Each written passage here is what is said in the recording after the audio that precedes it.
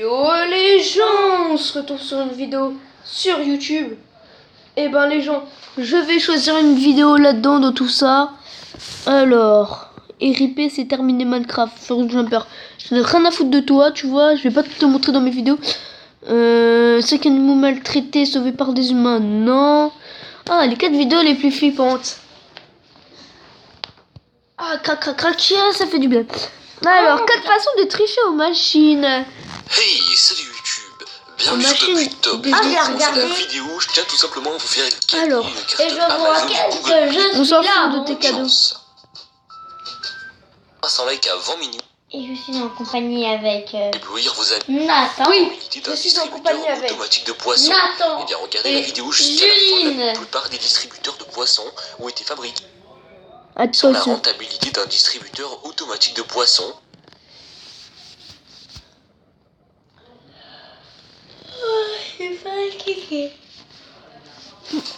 Donc je parie que la vidéo elle va bugger. Vous voulez éblouir vos amis avec vos pouvoirs technologiques en établissant la rentabilité d'un distributeur automatique de poissons? Eh bien regardez la vidéo jusqu'à la fin. La plupart des distributeurs de poissons ont été fabriqués dans les années 90 et peuvent être piratés avec un simple code d'accès.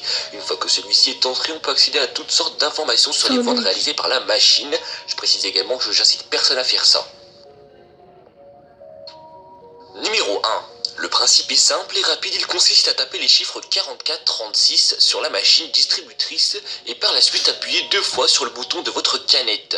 Une fois cela fait, vous allez de nouveau appuyer sur les chiffres 44-36 en terminant par le chiffre 1 et puis votre canette que vous avez sélectionnée devrait normalement sortir. Trop cool. 44-36, cette technique est un peu plus connue, mais elle est aussi un peu plus 2 fois, risquée. Pour cela, il suffit de se positionner au dos de la machine, de la faire basculer en avant. Si besoin, faites ça à 2, voire même 3. 2 qui la font basculer, 1 qui se positionne sur le devant pour s'assurer que la machine ne tombe pas. Une fois la machine basculée, tapotez sur l'arrière de la machine. Une poisson devrait alors tomber, vous n'aurez plus qu'à la réceptionner par la suite. Numéro 3. Pour cette technique, il vous suffira d'appuyer 4 fois sur les chiffres 0. Une fois cela fait, il vous suffira par la suite d'appuyer 2 fois sur valider. Ensuite, vous allez simplement sélectionner votre article. Donc là, en l'occurrence, sur cette vidéo, c'est un Kinder Bueno. Donc le nombre, c'est 47. Donc on va sélectionner le nombre 47 sur la machine. Et une fois cela fait, vous n'avez plus qu'à valider tout simplement ce chiffre. Et vous allez voir que le Kinder va effectivement tomber. Wow. Dans les magasins, je vais le faire. Numéro 4. Pour cette technique, vous allez devoir faire preuve de rapidité. Dans un premier temps, il va falloir que vous ouvrez le menu de la machine. Pour cela, sélectionnez 4231. C'est le code qui va vous permettre d'ouvrir le menu. Ce menu sert à voir les achats qui ont été effectués sur la machine, mais aussi à ouvrir la machine. Ce qui nous intéresse, ce n'est pas de l'ouvrir car la manip serait bien plus compliquée, mais une fois le menu ouvert, sélectionnez les chiffres 4, 8, 9, 6 rapidement. Par la suite, sélectionnez les 2 chiffres de votre commande et rapidement appuyez sur le chiffre 1 qui va fermer le menu de votre commande et la commande devrait tomber. Moi je fais 4-0, valider le numéro. Le top 4 touche à sa fin. S'il vous a plu, n'hésitez pas à le liker, le commenter pour le partager et à vos amis. Moi j'espère que cette vidéo ne vous aura pas plu. Moi franchement je trouve ça vraiment nul là, les codes et tout. Ils révèlent ça, ça sert à rien. Alors, Roxane, tout à l'heure, j'ai regardé, c'est trop marrant. Il y a Babybus. Non mais c'est pas le film complet. Alors. Oh, regarde le pied en forme de talon. Voyons de vol. Oh, la tête de machin. Tu fais quoi, Nathan? Je vais manger. Moi on a déjà mangé. Alors. Ninja 4, parole de chat. Non. 7 trous les plus étranges sur Terre. Tiens, nous allons mettre ça. Vous voulez voir. Mais non, je m'en fous de toi, Norman. Enfin non, je t'aime, Norman. Je t'adore. C'est juste que je ne veux pas ta vidéo. Pour le moment. Moi, je veux juste les 7 trous les plus machins de Terre.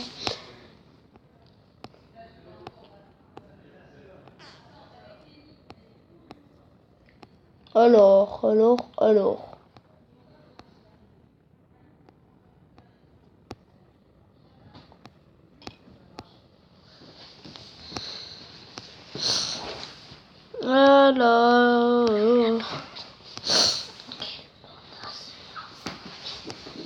Où es-tu, petite vidéo? Tu devrais être pas très loin. Tiens, quelle est sur Quelle vidéo? Une vidéo. Pas de haut, bien sûr. Parce que je suis là et j'ai que 7 ans. Pas de quoi? Hein, quoi? T'as dit pas de vidéo comment? Pas de vidéo d'horreur. Et pourquoi? Parce que moi je m'en vais sinon. Deadpool 2, mais non, c'est vous. Mais c'est quoi on va mettre? C'était quoi les trous les plus... C'est trop les plus profonds, je crois.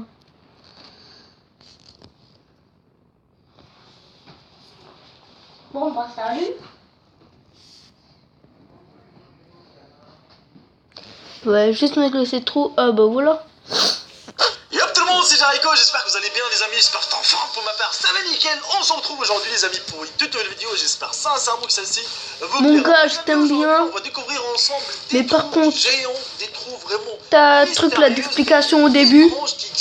On pourrait l'éviter. Et je sais que la plupart d'entre vous ignorez l'existence de ce genre de trous car ce qui se passe sur Terre est inquiétant au monde. Situé, moi je compte sur vous, sur vos nombres de j'aime, sur vos nombres de partages. Et puis je vous dis bon visionnage à tous ça. Ah bah voilà. Et on commence directement les amis par la porte de l'enfer qui est l'un des endroits les plus mystérieux et inquiétants au monde. Situé en plein milieu du désert du Karakoum au Turkménistan. Ce n'est pas tout à fait le fruit de la nature, son histoire remonte au début des années 1970, lorsque des géologues soviétiques ont découvert un important gisement de gaz dans le désert de Turkménistan près du village de Derouez. Quelque temps après avoir installé leur appareil de forage pour extraire le gaz, le sol s'est soudainement ouvert sous les pieds des travailleurs, engloutissant toute l'installation sans causer des pertes humaines. Les scientifiques se sont alors trouvés face à un impressionnant cratère de 70 mètres de diamètre et 20 mètres de profondeur, duquel émanaient de grandes quantités de méthane. Pour protéger les populations locales des gaz nocifs et éviter une explosion, les géologues ont alors décidé de mettre le feu au cratère, pensant qu'il s'éteindrait naturellement au bout de quelques jours.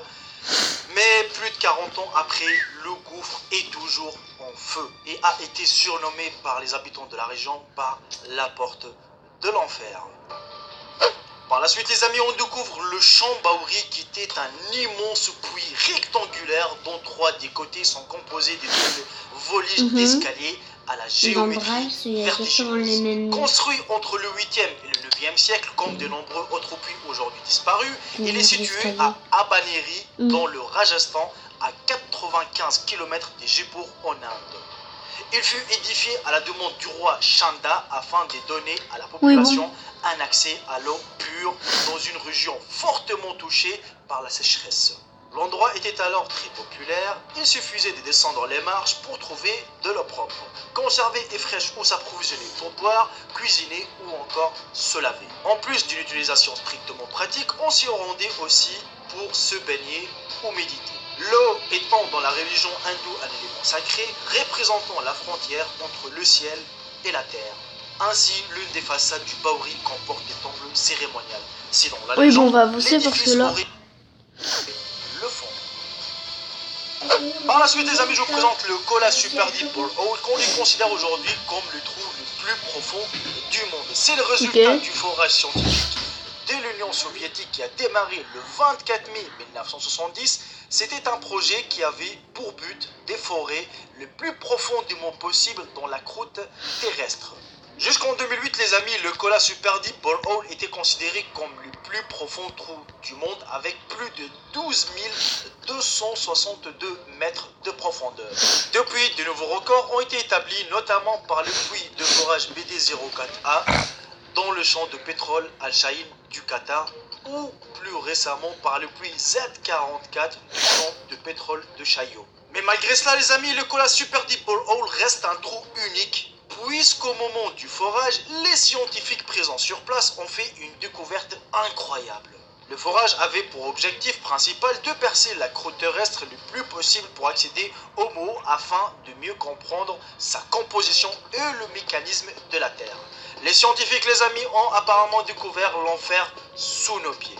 Et apparemment, les amis, les scientifiques ont entendu des bruits, ils ont vu des créatures bizarres. Comme l'indique le docteur Dimitri Azakov, nous savons ce que nous avons vu et nous savons ce que nous avons entendu. Et nous sommes absolument convaincus que nous avons percé les portes de l'enfer. Ces phénomènes, bien évidemment, restent inexpliqués et n'ont jamais pu être prouvés. Et cette légende, des amis, est rapidement tombée dans l'oubli. Par la suite, les amis, on découvre le trou des Monticello, qui est un barrage dans le comté de Napa, en Californie, aux États-Unis. Ce barrage, les amis, a été construit entre 1953 et 1957. C'est un barrage voûte des moyennes dimensions moyennes, ayant une hauteur de 93 mètres et une longueur au sommet de 312 mètres. Il est connu pour son déversoir d'un diamètre de 22 mètres au sommet et qui peut évacuer jusqu'à 1370 mètres cubes d'eau à la seconde.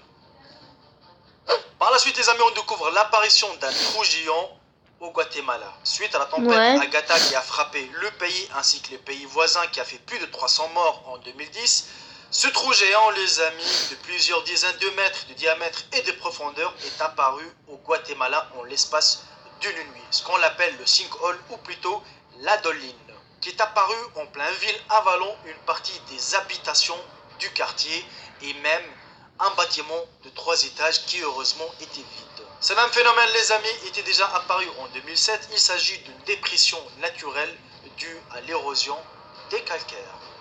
Par la suite, les amis, c'est un gigantesque trou qui a été repéré par un hélicoptère dans la péninsule du Yamal en Sibérie en Russie.